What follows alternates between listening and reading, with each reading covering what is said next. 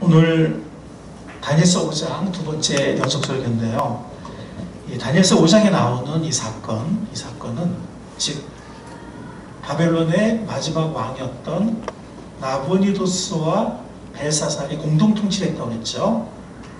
그런데 그 당시에 바벨론이 멸망할 때 나보니도스라는 진짜 왕은 의로에 나가 있었고 이미 페르시아 메대 연합군에게 이미 패배해서 도망갔다고 했고 바벨론 성, 이 바벨론 성을 다스리는 수도를 다스리는 공동 통치자 벨사살 왕이 다니엘이 벽에 쓰여진 글씨를 해독해 준 그날 밤에 죽임을 당했다. 즉 바벨론 성이 함락되었다라는 그 역사적인 사건을 다니엘서 5장이 말하고 있는데 그것은 세계사에도 나오는 실제적인 사건입니다. 제가 옛날에 고등학교 세계사 책을 집에 없더라고요. 그래서 이건 뭐냐면 미국의 그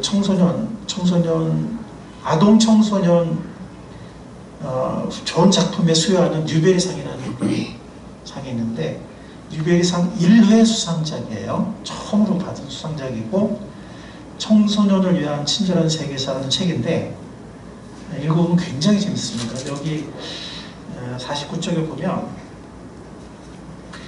이 고대 동방 문명 그 파트에 메소포타미아 부분에 이런 얘기가 나와요.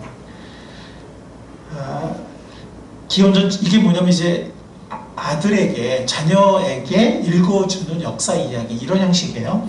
기원전 7세기 경에는 또 다른 셈족인 그러니까 갈대아족을 말하는 거죠. 바빌로니아를 재건해 당시 가장 중요한 수도로 만들었어. 잘 알려진 네부카드네자르 왕. 이게 누굴까요? 성경에는 뭐라고 나오죠? 네부카드네자르 왕이 누굴까요? 느부갓네살 왕이죠. 네, 느부갓네살 왕이에요. 과학 연구를 굉장히 장려했지. 현대 천문학과 수학 지식 대부분이 갈대아. 이 갈대아인은 뭐 성경에 나오는 얘기죠. 갈대아인들을 발견한 원칙에 기초한다고 하더구나. 그런데 기원전 538년에 페르시아의 유목민족이 침입하여 갈대아인의 제국을 무너뜨렸어. 이게 바벨론이 무너진 걸 얘기하는 거죠. 페르시아 유목민족은 이제 메데 페르시아 연합군을 말하는 것입니다. 이게 기원전 538년이다 이렇게 얘기를 해요. 근데 우리가 역사책을 보면 1년 정도는 항상 왔다 갔다 해요. 그러니까 어떤 책에는 기원전 539년이라고 하고 어떤 책에는 기원전 538년이라고 합니다. 이 기원전 538년은 페르시아가 바벨론을 무너뜨리고 페르시아 시대가 열리는 날인데 이때 초대 왕이 고레스 왕이 유대인들을 이스라엘 땅으로 돌려보내요. 바빌론은 포로로 잡았지만 페르시아는 돌려보내요. 그래서 어떻게 하게 하죠? 뭘 짓게 하죠? 성전. 네, 크게 한 말씀 보세요. 뭘 짓게 하죠? 성전을 짓게 합니다. 그게 기원전 538년이에요. 다 같은 해예요.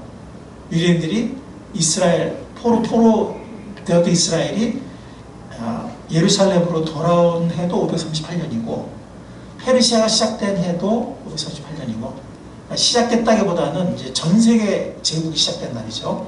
그 전에도 물론 조그만 나라 있었지만 그리고 바빌론이 멸망한 날도 바빌론이 함락된 날도 538년 혹은 539년 책마다 1년 차이가 있는데요.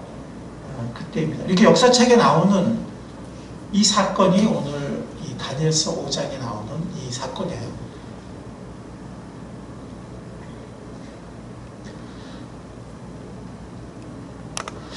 이것은 또한 유명한 역사가인 여러분들 헤로도토스 아세요? 네. 아시죠? 네. 예, 유명한 역사가죠. 그리스의 역사입니다. 크세노폰 들어보셨어요? 네, 크세노폰도 유명한 사람이에요. 역사가. 이 역사서들에 나와요. 그래서 제가 다니엘서 이제 그 최신 추수 샀다 했잖아요. 그죠? 여기에 보면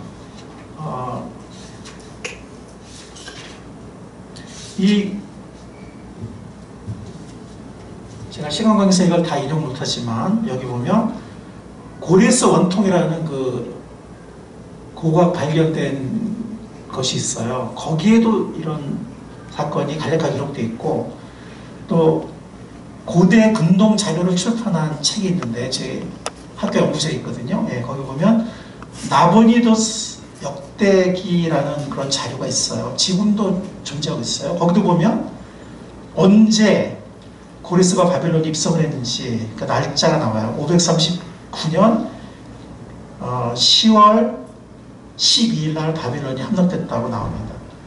그리고 헤로도토스와 크세노폰의 기록들도 여기 인용이 되고 있어요.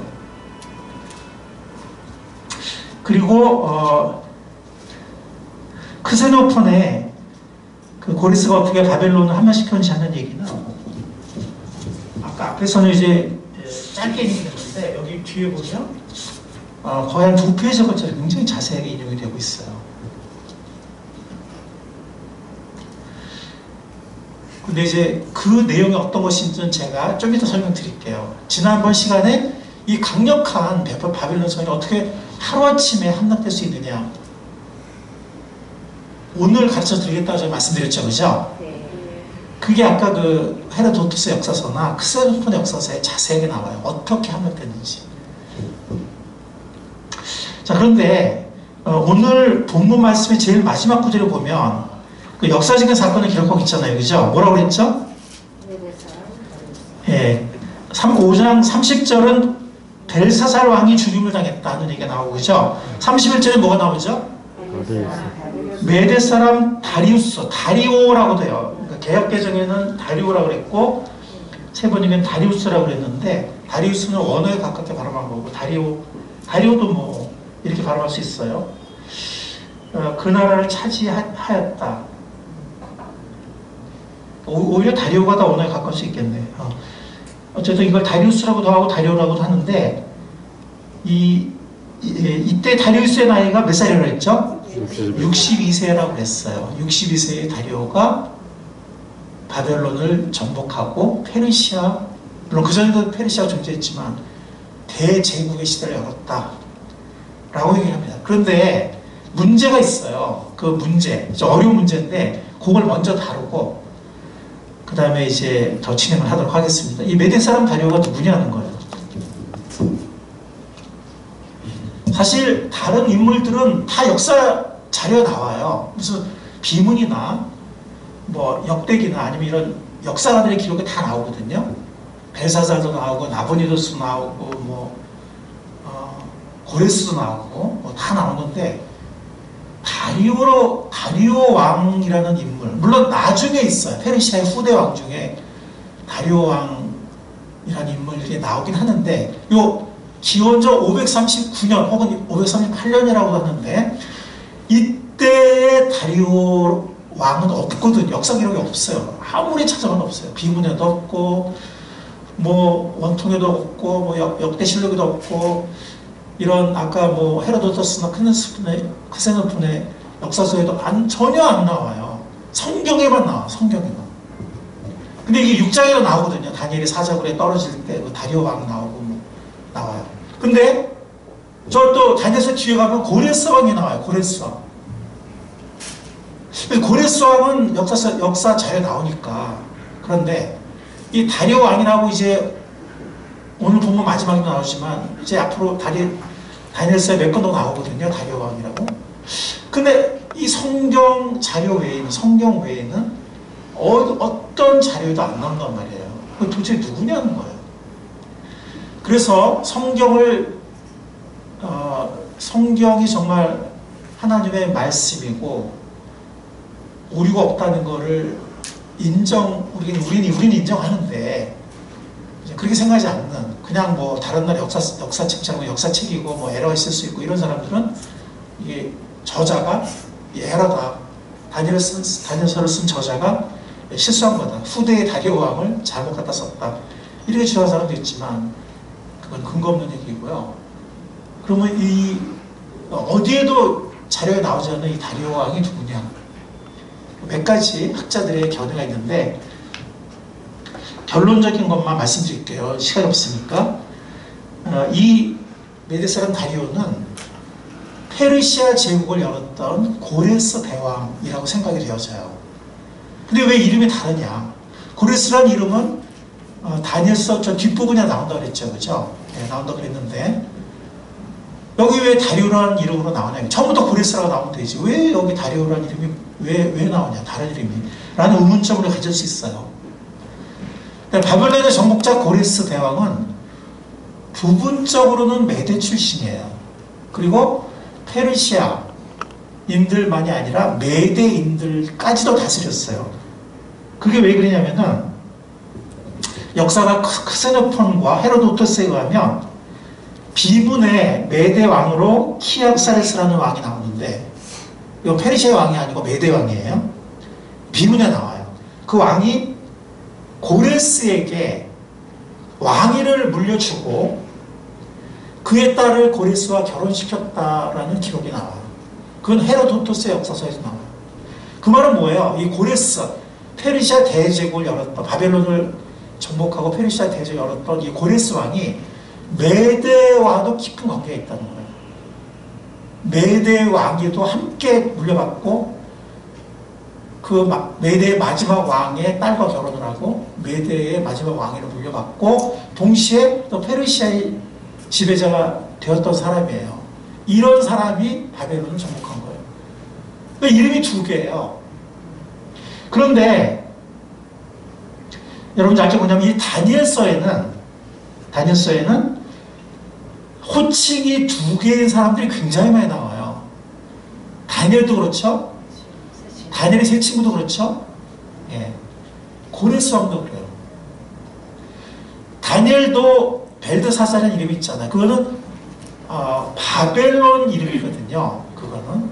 그래서 바벨론으로서의 그 사회 속에서의 정체성을 나타내요. 그 사회 속에서 어떤 관리고 왕의 어떤 인정을 받았고 어떤 이름을 불렸고. 그런데 원래 유대인의 정체성으로는 다니엘이잖아요. 그죠? 다니엘. 엘, 하나님이 심판하신다. 뭐 이런 얘기거든요. 하나님이 판단하신다. 우리도 천국 시민권자지만 이 땅에 살고 있죠. 그죠? 대한민국의 시민권자로 살고 있죠. 그죠? 비슷한 거예요. 그러니까 고레스 왕은 페르시아인으로서는 고레스 왕이에요. 그런데 아까 말했지만 메대 왕과 결혼을 하고 메대 왕위를 물려받았다 그랬잖아요. 예. 또 메대인이기도 한 거죠. 메대를 다스리기도 했던 거예요. 예. 그 메대 이름은 다리오였던 거죠. 그래서 여기 보면 메대 사람 다리오라고 했잖아요. 근데 페르시아 왕의 이름은 고레스죠. 마치 다니엘이면서 벨드사살, 그 안에서는 바벨론에서는 벨드사살이었던 것처럼 유대에서는 다니엘이었지만, 그래서 저자는 고레스에게 메대 사람 다리오라는 별칭을 붙임으로써 이 사실을 강조했던 것입니다. 왜냐하면 이 바벨론이 워낙 강력해서 페르시아 힘만으로는 무너뜨리기가 어려워요. 그래서 메대와 연합을 한 거예요. 근데 그 연합에 가장 적절한 사람이 누구냐면 바로 고레스 왕이었던 거예요. 왜? 메대 왕과 결혼을 하고 메대 왕까지도 물려받았기 때문에. 그래서 이제 메대와 진정한 연합을 할 수 있었고, 이 메대 페르시아 연합군이 힘을 합쳐서 이 강력한 바벨론을 무너뜨릴 수가 있었던 거죠. 즉 바벨론은 메대 사람 다리오라고도 불리우는 페르시아의 고레스 왕에 의해서 정복된 것입니다. 이 견해가 가장 설득력이 있는 것 같아요. 자, 그런데 아까 제가 말씀드리기를 고레스라는 왕은 역사 자료에 나온다고 했잖아요. 여러 군데 나오는데 성경 예언서와 역사서에도 나와요. 이 고레스 대왕 이사야서 45장에도 나오고 에스라 1장에도 나옵니다. 자, 우리가 시간 관계상 에스라서만 한번 찾아볼게요. 한번 찾아보겠습니다. 에스라 1장.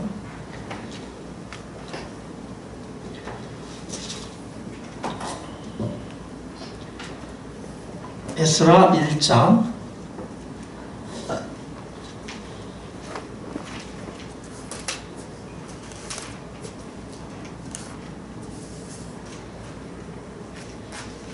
제가 한번 교대로 한번 읽어보겠습니다. 에스라 1장 1절.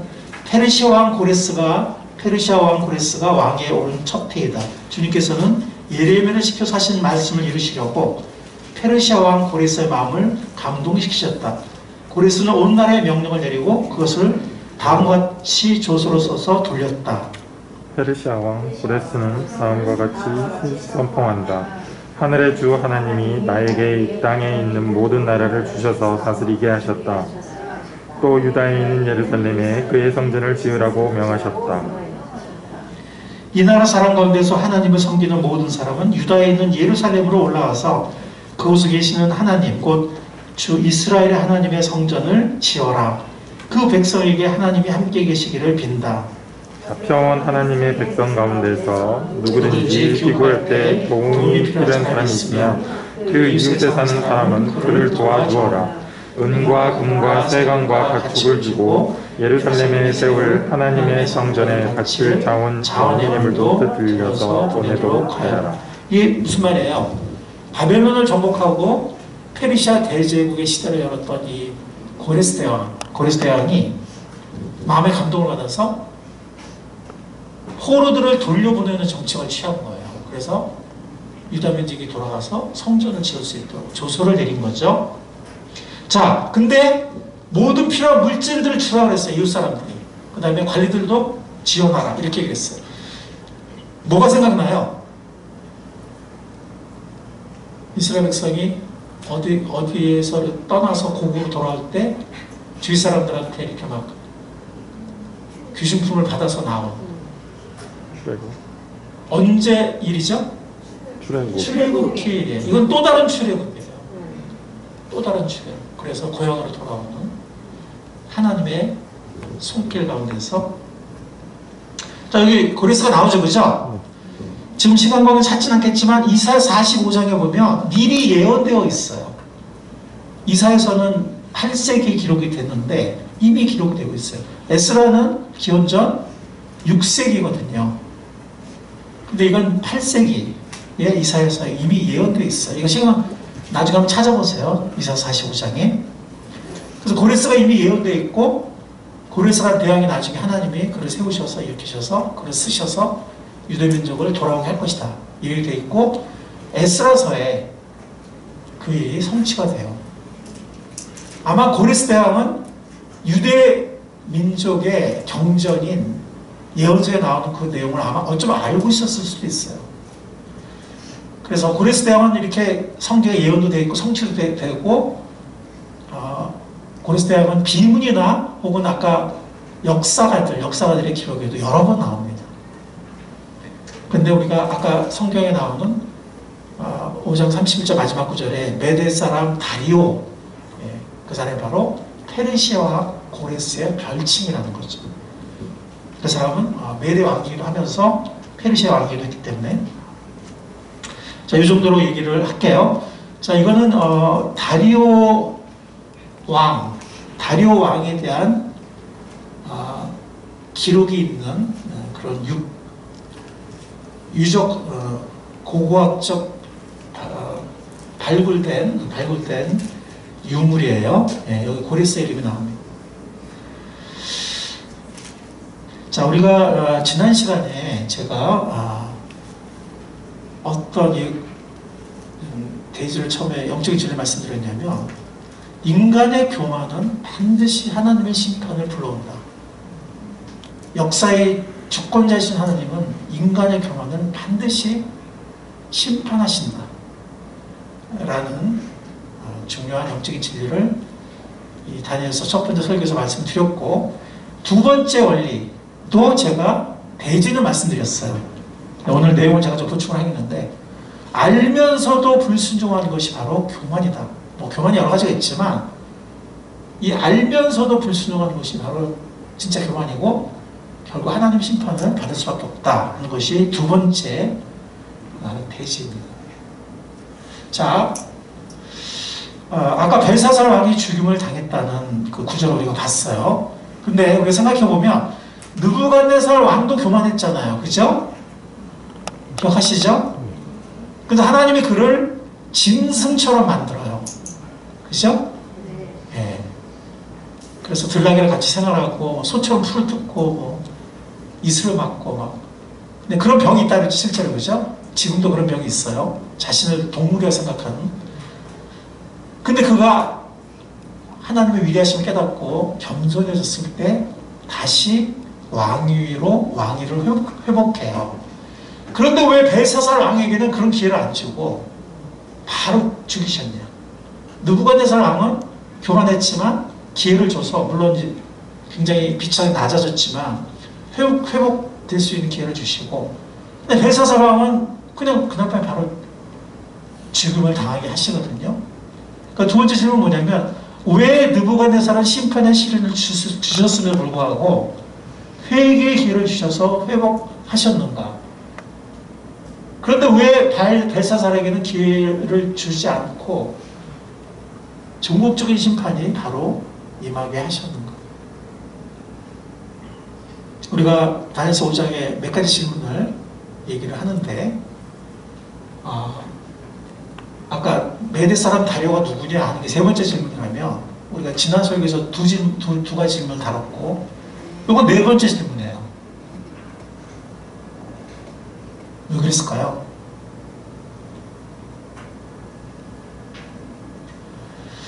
사실 느부갓네살은 교만할만 했어요. 지난번에 말씀드렸지만 정말 위대한 제국을 건설했던 사람이고, 그죠? 느부갓네살 왕은 역사서에도 나오지만, 보통 역사서에는 정말 유명한 왕만 나오잖아요. 그죠? 우리나라도 뭐 세종대왕, 뭐 이순신, 뭐 이런 식으로, 영조, 정조, 뭐 이런 식으로. 자세한 기록에는 뭐 다 나오지만, 축약된 역사에는 가장 중요한 사람은 나와요. 아까 이 책은 축약된 역사거든요. 가장 중요한 왕이 나와요. 느부갓네살이 나오고. 교만할만 해요. 네. 이 시절에 바벨론이 가장 강성했어요. 그리고 바벨론 제국, 전 세계 제국을 건설한 사람이에요. 학문도 장려했고, 근데 하나님의 심판의 손길을 겪은 후에는 하나님의 주권을 대신 알게 된 이후에는 회개를 했어요. 겸손해졌습니다. 생각처럼 쉽지 않죠, 그죠? 하나님을 원래 믿었던 사람도 아니고, 그죠? 전 세계를, 모든 민족을 다 정복했던 사람이에요. 모든 나라의 신들을 다, 그 우상들을 끌고 왔던 사람이에요. 바벨론으로. 근데 이제 이스라엘 신전에는 들어가 보니까 우상이 없는 거예요. 끌고 갈 게 없는 거야. 그러니까 이제 그릇만 가져가는데, 전 세계 모든 나라를 정복하고 그 나라의 신전에 우상들을 다 끌고 온 사람인데, 아니 조그만 조그만 나라의 뭐 신이라고 하는 여호와라는 신 그 인정하고 이게 쉽겠어요, 그죠? 예. 근데 느부갓네살은 비록 교만할 만했지만 막상 징계를 받은 후에는 짐승같이 되고 나서는 어느 날 정신을 차리고 하늘의 하나님인 여호와를 찬양하게 돼요. 그래서 회복이 됐어요. 근데 벨사살의 경우에는 이 사람은 정말 교만할 것도 없는 사람이에요. 뭐 한 일도 없어요. 그냥 자기 아버지가 바깥으로 막 정복하러 다니고 그래가지고 수도를 다스리는 공동 통치자가 된 것 뿐이고, 근데도 교만했어요. 중요한 건 뭐냐면, 알면서도, 즉 사실 느부갓네살 할아버지예요. 할아버지인데 그치만 다 알고 있었거든요. 자기 할아버지가 교만해서 그런 징계를 받고, 하늘의 하나님, 유다민족의 하나님, 하늘의 하나님 야훼를 찬양하고 경배했다라는 그 엄청난 역사적인 사실을 알면서도 계속 교만의 자리에 있었을 뿐만이 아니라, 심지어 성전 기물, 이건 뭐냐면은 성전에서 쓰이는 그릇이에요.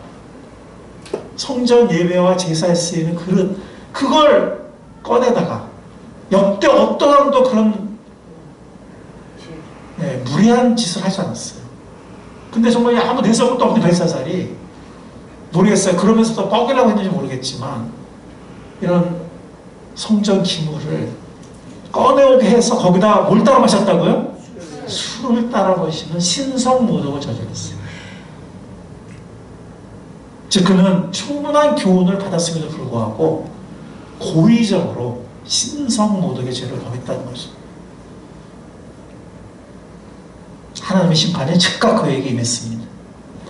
자, 보세요. 사실 하나님은 회개의 기회를 주시는 하나님이에요. 그래서 요나 같은 경우도, 그쵸? 니느웨 성이 멸망한다. 3일만 이제 좀 있으면 멸망한다라고 요나 선지자를 보냈지만, 니느웨 사람들이 회개하니까 심판을 내리지 않으셨어요. 마음을 돌리셨어요. 하나님 그런 분이거든요. 근데 벨사살은 돌이킬 마음이 없었어요. 충분한 교훈을 받고 했음에도 불구하고 그는 여전히 교만했고, 자기보다 정말 더 위대한 아버지, 아니 비교할 수 없는 위대한 할아버지 대왕의 그 모습을 보면서도 그는 교훈을 받지 않았고 교만해서 돌이키지 않았어요. 그리고 오히려 의도적으로 신성모독의 죄를 저지릅니다. 자, 이거는 느부갓네살 왕이 어느 날 자기가 건설한 이 대제국을 보면서 교만의 말을 내뱉는 순간이에요. 그때 이 사람이 실성을 하게 되고 짐승같이 한 1년, 한 1, 2년 정도를 보내게 되죠. 하나님의 심판으로 정말 비천하게 낮아지게 되죠. 자, 그러면 하지 않아요? 예, 정말 이런 대제국을 자기 건설하고 전 세계가 다 정복했는데, 그죠? 모든 신화를 다 끌어왔는데, 그러면 하죠, 그죠? 사람인데. 그래서 그는 소처럼 풀을 먹고 들나귀와 함께 생활하면서 비천하게 하나님의 징계의 시간을 보내게 돼요. 그리고 나중에 회개해서 하나님을 찬양하게 되잖아요. 하늘의 하나님 여호와를 찬양하게 돼요. 그런데 벨사살은 그거 다 알고 있어요. 저 할아버지 얘기고 다 알고 있는데 그는 하나님 앞에 겸허하지 않았을 뿐만이 아니라, 여전히 겸허했을 뿐만이 아니라 하나님 성전에 귀한 그릇들을 꺼내오라고 해가지고 거기에 술을 부어서 마십니다. 이런 그릇이나 또 이런 금그릇, 금그릇, 은그릇, 뭐 이런 다양한 그릇들. 여러분 그런 말 아시죠? 역사에서 배우지 못한 민족은 가장 불행한 민족이다. 들어본 적 있으시죠? 개인도 마찬가지예요. 역사에서 배우지 못하는 사람은 가장 불행한 사람이에요. 내 과거에 하나님이 어떻게 역사하셨는지 알면서도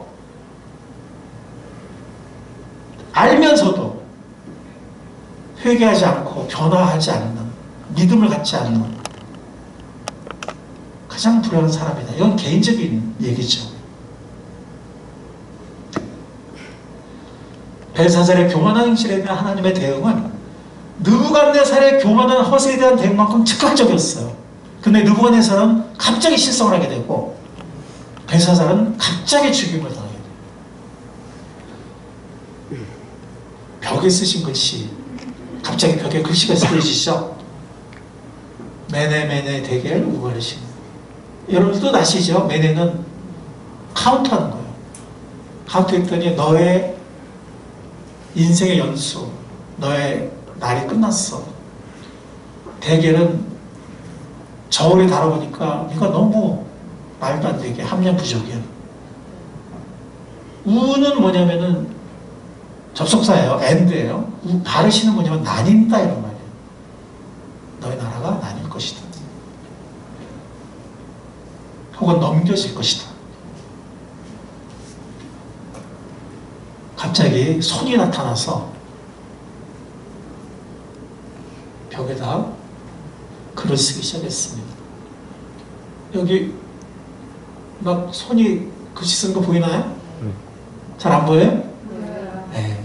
갑자기 지금 막 흥청망청 지금 막 어떤 그릇에 마시고 있어요? 지금 하나님의 성전에 그릇을 꺼내다 마시고 있는 흥청망청 지금 막 취해가지고 막 갑자기 벽에 손이 나타나서 글씨를 쓰는 거예요. 메네 이렇게 계속 글씨가 쫙 써지는 거예요.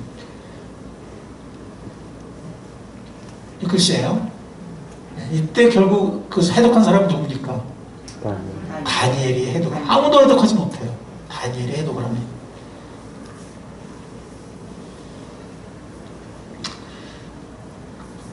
정말 중요한 건 뭐냐면요, 역사를 알면서도 하나님의 손길을 경험했으면서도 전해받은 말씀을 알면서도 돌이키지 않고 계속 불순종의 자리에 있는 것. 그러니까 아는 것과 삶의 변화는 같을 수도 있고 다를 수도 있잖아요. 그죠? 근데 알면서도, 경험했으면서도, 들었으면서도 돌이키지 않고 계속 그 자리에 있는 것이, 이게 바로 교만이라는 거예요. 이것은 벨사살만 그런 것이 아니라 우리도 그렇게 될 수 있어요. 성경에 보면 많이 받은 사람은 심판 때 많이 맞을 것이다 이렇게 얘기했습니다. 하나님 말씀 들어본 적도 없는, 혹은 고마웠지만 뭐 이렇게 초신자라든가 그런 경우하고 정말 말씀도 배웠고 하나님의 놀라운 손길도 경험했고 그것도 많이 경험했고 이런, 그랬는데도 정말 삶이 변하지 않고 돌이키지 않고 죄에서 돌이키지 않고 계속 그 자리에 있다면 그것이 바로 교만이라는 거죠. 이 모든 일을 알면서도 그럴 때 그것은 더 큰 교만이 될 수 있습니다. 물론 우리는 벨사살과는 다르죠. 예, 우리는 벨사살과는 다릅니다. 우리는 하나님의 자녀예요. 구원받은 하나님의 자녀예요. 그렇지만 여러분들 생각해 보십시오. 벨사살이 성전의 그릇들을 꺼내다가 술을 거기다 부어서 마셨는데, 이걸 한번 우리가 유비적으로 생각해 봅시다. 유비적으로. 사실 우리 몸이 하나님의 성전 아니에요? 물론 우리 모임 공동체가 성전이지만 우리 각자도 또 하나님 성령에 거하고 있어요. 근데 또 성경은 우리가 하나님의 그릇이라고 말하잖아요. 그렇죠? 그래서 깨끗한 그릇이 되라. 금그릇, 은그릇이든 뭐 나무 그릇이든 뭐 중요한 건 깨끗한 그릇이다. 하나님은 어떤 그릇이든 쓰신다 하는 건데, 그 깨끗한 그릇이어야 돼. 근데 내가 금그릇이든 은그릇이든 동그릇이든 나무를, 그거는 뭐든지 간에 거기에 우리가 세상 술을 부어가지고 마시고 있지 않아요? 그런 시간들이 너무 많지 않아요? 거기에 정말 하나님의 성령이 충만하고 하나님의 뜻이 이루어지고 하나님께 쓰임을 받아야 되는데, 벨사살 왕만 지고 하나님의 그릇 가져다 술 마시는 게 아닐 수도 있잖아요. 우리가 하나님의 그릇인데 하나님께 쓰임받아야 되는데, 하나님께 영광을 돌리고 하나님께 쓰임받아야 되는데 거기에 세상 술을 부어서 우리가 마신 일이 너무 많다면 우리가 과연 벨사살하고 얼마나 다를까요?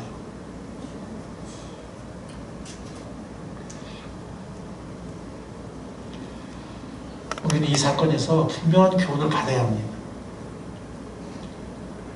이 모든 일을 알면서도 방종할 때 하나님의 분명한 징계가 있을 수 있어요. 여러분들의 자녀 징계 때로는 해요? 안 해요? 하죠. 징계하지 않으면 친자식이 아니라고 그랬어요. 왜? 징계하는 일도 정말 힘든 일이거든. 보통 일이 아니거든. 엄청난 마음을 써야 되고 엄청난 수고를 해야 되는 거거든요. 징계라는 게. 또 내 마음이 얼마나 아파요. 부모 마음이. 그렇죠? 그게 우리를 징계하시는 하나님 마음이거든요. 하나님 우리를 친자녀로 생각하시기 때문에 징계하신다는 거예요. 근데 여러분들 애들이 잘못할 때만 할 때마다 하나님 칩니까? 할 때마다 혼냅니까? 그러진 않죠. 그러나 필요할 때는 아주 혼을 내잖아요. 그렇죠? 하나님을 다신다는 거예요. 내가 계속 내 멋대로 살고 내 멋대로 그냥 계속 그러고 하나님의 교훈을 받고 하나님의 말씀을 들었으면 계속 내 멋대로 이렇게 하면은 징계하실까요? 안 하실까요?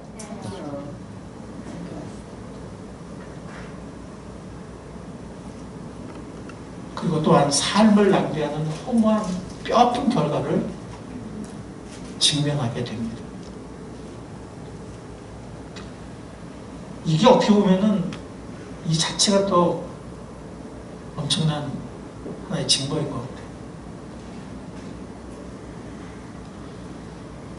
히브리서에 보면 여러분은 죄와 맞서서 싸우지만 아직 피를 흘리기까지 대항할 일은 없습니다. 또 여러분은 하나님께서 여러분을 향하여 자녀에게 말하듯이 하신 이 권면을 잊었습니다. 그랬어요. 같이 한번 읽어보겠습니다. 내 내 아들아 주님의 징계를 가볍게 여기지 말고 그에게 꾸준함을 들을 때 낙심하지 말아라. 주님께서는 사랑하시는 사람을 징계하시고 받아들이시는 자마다 채찍질하신다. 아멘. 우리가 자녀를 정말 힘들게 사랑하는 마음으로 징계했는데 아이가 그거를 가볍게 여겨요. 그냥 콧등으로 안 여겨. 그거 얼마나 마음이 아프겠어요. 그죠? 근데 또 어떤 아이가 너무 낙심해. 그것도 또 속상하죠. 그죠? 그 징계를 잘 받아들이는 게 중요해요. 가장 최선은 징계를 받지 않는 거예요. 아멘? 아멘. 그게 최선이. 우리가 자녀에게 그러잖아요. 징계받지 않는 자녀가 되기를 원하잖아요. 그래 안 그래요? 그게 최선이에요. 벨사살의 비극은 다니엘에게 벽에 손글씨에 대한 해석을 받은 바로 그날 밤에 이 벨사살 왕은 정복군들, 메데페르시아의 정복군들에게 살해를 당합니다. 이게 헤로도토스의 역사서와 크세노포 역사서에 아주 자세히 기록되어 있어요. 관심 있는 사람 읽어보세요. 굉장히 자세해요.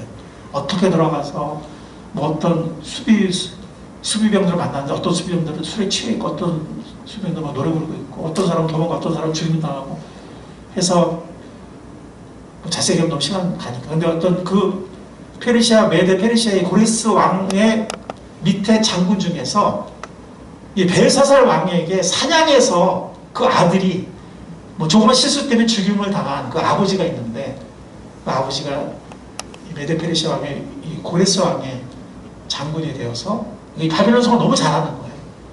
그 왕궁으로 가는 길을 직선으로 가는 길을 이끌고 왕을 발견해서 뭐 군대들은 뭐 다 취했거나 도망가고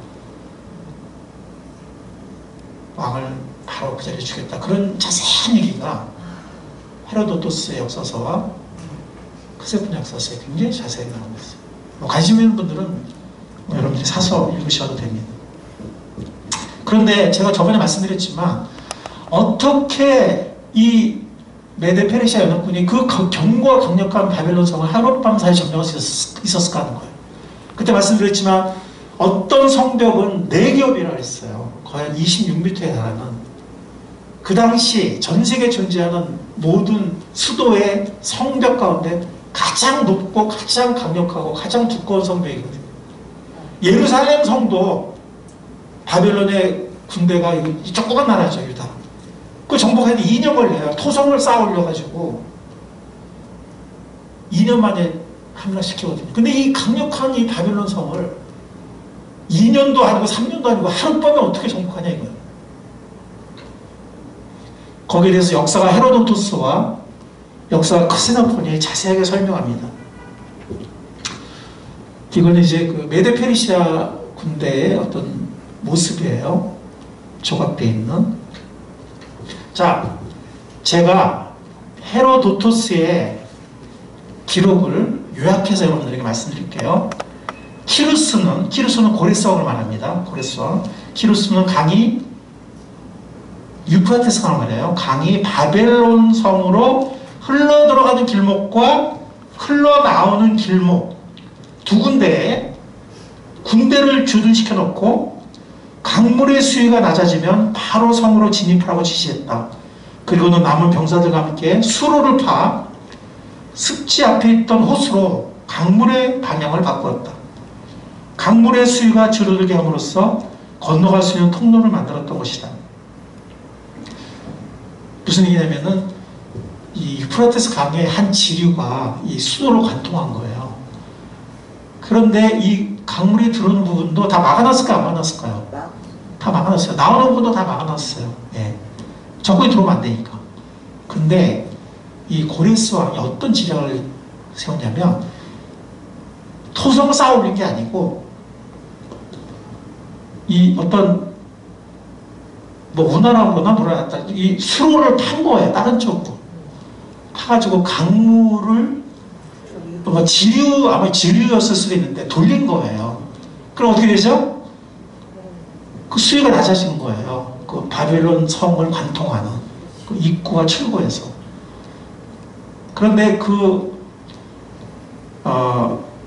뭐 장벽이라고나 이렇게 막아놓은 게 저 강 바닥까지 막은 게 아니고 이 강물까지만 막은 거예요. 아시겠죠? 근데 강물 수위 자체가 낮아지니까 나중에는 허리 정도로 낮아졌다 그래서 사람이 들어갔을 때 허리쯤 강물이 그 입구로 또 그 출구로 밤에 그때 안에서는 무슨 일이 벌어지고 있었어요? 잔치가 벌어지고 있었잖아요. 다들 술에 취해 있었잖아요. 그죠? 그 이유가 뭐냐면 이 강력한 이 성을 누가 정복할 수 있냐는 거예요. 적어도 몇 년이 걸린다. 예루살렘 정도 2년 걸렸는데 이건 뭐 한 4, 5년 걸릴 수 있고 우리가 또 몇 년치 식량을 비축해 놨어요. 안에다가. 그러니까 언젠가는 함락될 수도 있다는 가능성은 생각했어요. 벨사살이. 언젠가는 함락될 수 있어. 근데 지금은 아니야. 오늘은 아니야. 우리도 그러죠. 우리도 그래요. 예수님 언제 오실 거야. 근데 오늘은 아니야. 오늘은 아닌 것 같아. 그런 마음인 거죠. 네.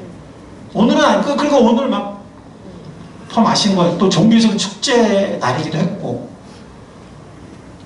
또 며칠 전에 아버지 나보디우스가 이 고리스 군대에 패태에 도망갔거든요.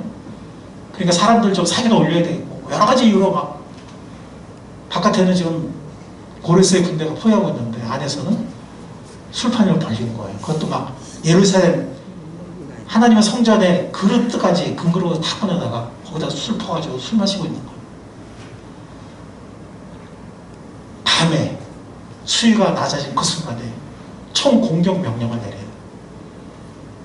양쪽 입구와 출구로 메데베르 연합군이 물밀듯이 들어가고 수비병들이 곳곳에 조금씩 있는데 뭐 술 취해가지고 항복하거나 죽임당하거나 도망가고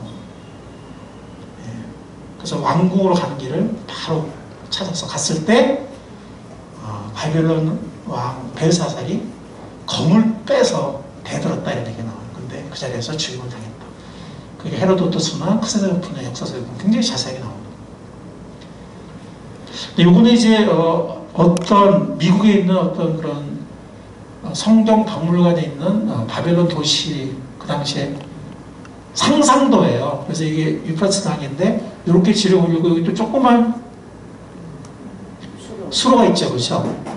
근데 저는 이게 뭐 100% 믿진 않아요. 이거 다는 상상해서 그런 거니까. 어쨌든 이런 건 여기 보면 이제 벽이 4벽이죠, 성벽이죠. 근데 뭐 이게 뭐 이것도 상상해서 그런 거 정확한 건 중요한 건 뭐냐면 어떤 지류가 이게 저는 이렇게 관통했을 것 같고 공간도 이거 너무 좀 공간이 없잖아요. 공간도 더 있었을 것 같아요. 이거 어떤 사람이 상상한 건데 그냥 제가 여기 제시는 했지만 이런 타입보다는 성벽은 있고 또 이렇게 공간도 더 많고 강한 지류가 이렇게 흘러 들어갔을 거라 생각해요. 예. 이게 정확한 건 아니지만 대충 여러분들이 한번 마음속에 상상해 보시기 바라요. 예. 그래서 이 수로 이거보다 좀 더 클 것 같은데 어쨌든 그거를 이 다른 습지 쪽에 호수 쪽으로 돌리고 입구와 출구의 수위가 낮아졌을 때 그것으로 메데페르시아 연합군이 물밑이 들어갔다 이렇게 보시면 될 것 같습니다. 그래서 이 정말 너무 험한 거죠. 이거 정말 토성 쌓거나 그랬으면은 공성하고 막 수성하고 했으면은 몇 년 걸렸을 거거든요. 수많은 사람이 죽고. 근데 마침 또 안에서는 뭐 하고 있었어요? 다들 술 마시고 있었어. 근데 막 입구가 열린 거예요. 그냥 역사에 보면 이걸 무혈 입성이라고 그래요. 전투가 거의 없었대요. 그냥 몇 사람 죽는 정도 다 도망가고. 그냥 바로 그냥 왕 죽이고. 이건 뭐 거의 무혈 입성에 가까운. 그래서 여러 기록에 보면 without battle, 전투가 없이 바벨론사를 함락시켰다라고 얘기를 합니다. 역사가들이. 이게 벨사살의 비극이에요. 바로 그날 밤 지금 아까 5장 29절을 보면은 다니엘에게 상을 줘야 안 줘요. 다니엘은 상이 필요 없다고 했는데도 상 안 받아도 해석해 드리겠던데 굳이 상을 줘. 이때만 하더라도 벨사살은 어떤 생각이냐면 이 말이 맞을 수는 있다. 언젠가 이 성이 함락되겠지. 근데 그날이 오늘이라고는 꿈에도 생각하지 않은 거예요. 그리고 여유있게 상까지 주고 했는데 그날 밤에 벨사살은 생명이 다합니다.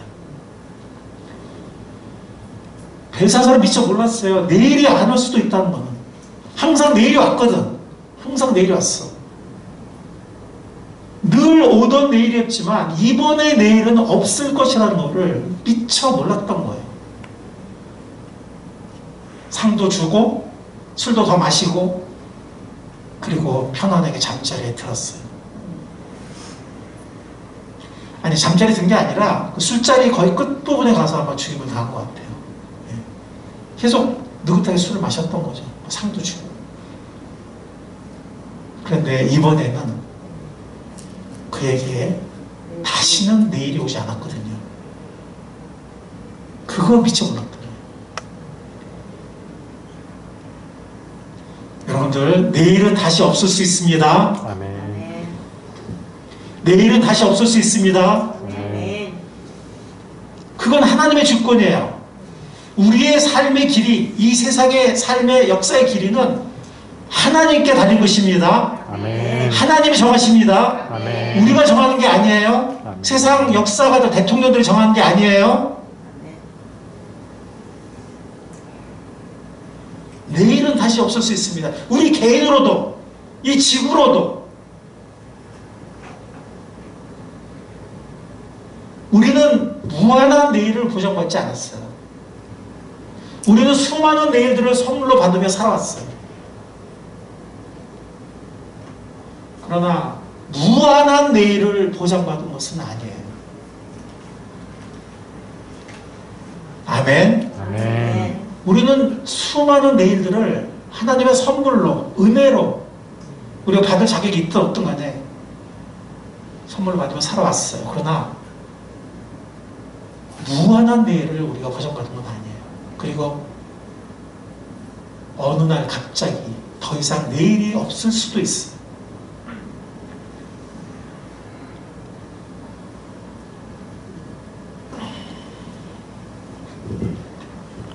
우리의 남은 날들이 길든 짧든 우리는 오늘 하루 정말 귀중히 여겨야 합니다. 아멘. 주님을 더 사랑해야 돼요. 미적지근하게 사랑하는 건지 안 하는 건지, 그냥 물 탄 건지 술 탄 건지, 늘 뭐 죄냐 아니냐 이렇게 살고. 제가 나중에 한번 또 설교하기 원하는데요. 평양 대붕 때 보면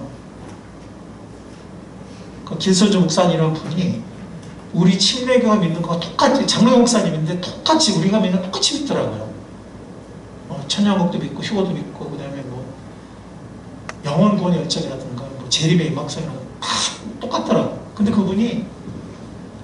그분만이 아니라 여러 선교사들과 함께 이제 평양 대붕이 일어나는데 그 현장을 보면 사람들이 다 죄를 고백해요.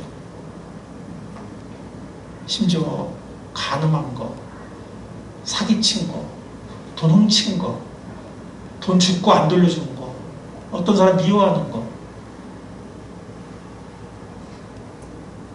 누구 험담한 거, 이런 것까지 다. 근데 그들을 보면 뭐라고 해야 되죠? 단 하나의 죄도 남김없이 다 고백을 해요. 그것도 공중 앞에서.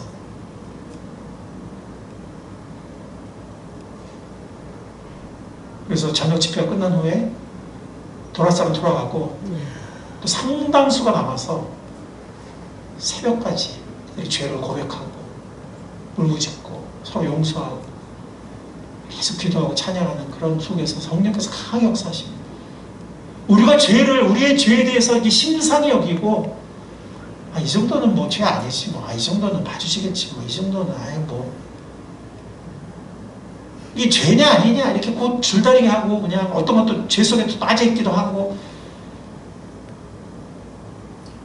그러나 하나님의 부흥이 임하지 않는구나라는 걸 제가 깨달았어요. 하나님의 부흥은 내가 느끼는 모든 죄를 다 고백하는, 그것이 크든 작든 부끄럽든 안 부끄럽든 다 낱낱이 고백하는, 그리고 그 죄에 대해서 너무너무 막 슬퍼하고 가슴 아파하는, 그리고 반드시 그걸 해결하는, 용서를 구하고 도리를 돌려주고 고백하고 하는 그곳에 부흥이 임하고 성령이 임하지, 그냥 무덤덤하고 그냥 뭐 죄냐 아니냐 막 이러고 그거에는 성령이 임할 수가 없구나. 부흥이 일어날 수가 없구나 하는 것을 제가 깨달았습니다. 세월을 아끼는 우리가 될 수 있길 바랍니다. 아멘. 더 주님 사랑하는 우리가 될 수 있길 바랍니다. 아멘. 더 주님 살아가려면 더 우리 자신의 죄를 알아야 돼요. 우리 자신의 모습을 객관적으로 하나님 보듯이 철저하게 객관적으로 깨달아야 돼요. 그래야 더 주님을 사랑할 수 있어요. 아멘. 아멘. 그런 나 같은 사람에서 오래 참아주시고, 이렇게 말 안 듣고, 이렇게 고집세고, 이렇게 어리석고, 이렇게 이기적인 이런 못난 자식 버리지 않고 끝까지 오래 참고 사랑하는 그 하나님 아버지의 사랑과 그 우리를 위해서 죽기까지 섬기신 성자 예수님의 사랑을 죄에 대해서 그냥 무덤덤하고 뭐 죄냐 아니냐면 이렇게 해서 그 사랑을 우리가 알 수가 없어요. 뭐 모르는 건 아니지만 깊이 알 수가 없어요. 더 주님 사랑을 우리가 될 수 있길 바랍니다. 아멘. 더 영혼들을 불쌍히 여기는 우리가 될 수 있길 바랍니다. 아멘. 세월을 아껴야 됩니다. 세월을 아끼란 말은 에베소서 보면은 이게 기회를 살아라는 뜻이에요. 기회를 살아. 놓치지 마라. 미루어서는 안 됩니다. 우리의 남은 삶 하루하루를 어떻게 살 겁니까 앞으로?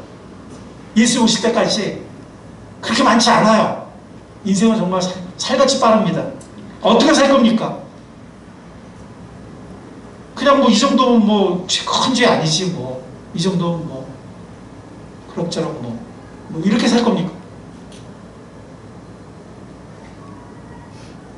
이 날마다의 선택은 너무 중요합니다. 왜냐하면 우리는 무한한 내일을 아무도 보장받지 못했기 때문에. 그것이 죽음에 의한 것이든 기회의 상실에 의한 것이든 주님의 갑작스러운 재림에 의한 것이든 그게 무엇인지 모르지만 우리의 새로운 내일이 또다시 주어진다는 아무런 보장이 없어요.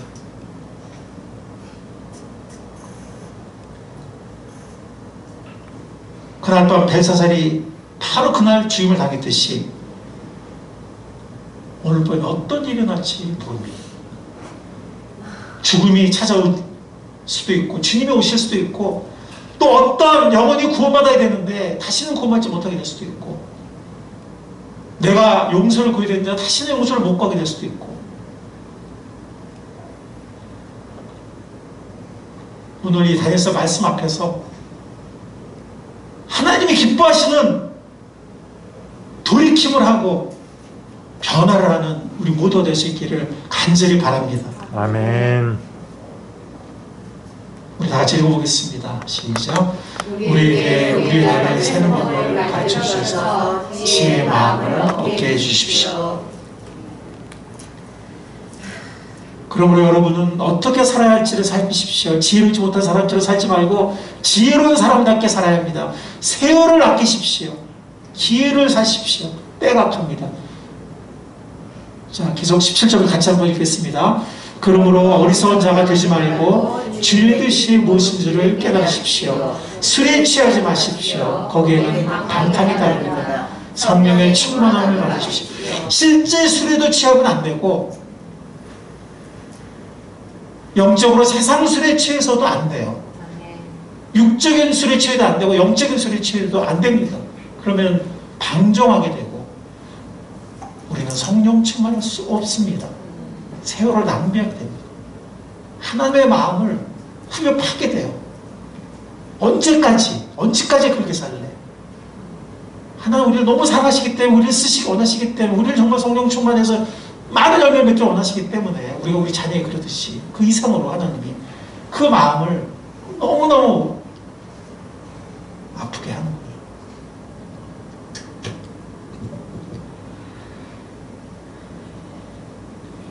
그날 밤에 벨사살이 죽임을 당했습니다.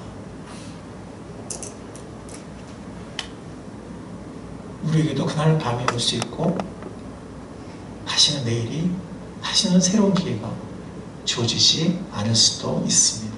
아멘. 주님 말씀의 교훈을 받는 우리가 될 수 있기를 사랑의 주님의 이름으로 간절히 축원합니다. 아멘. 하나님 감사합니다. 오늘 말씀을 통해서 도전해 주신 거 주님의 사랑으로 알고 감사합니다. 아멘.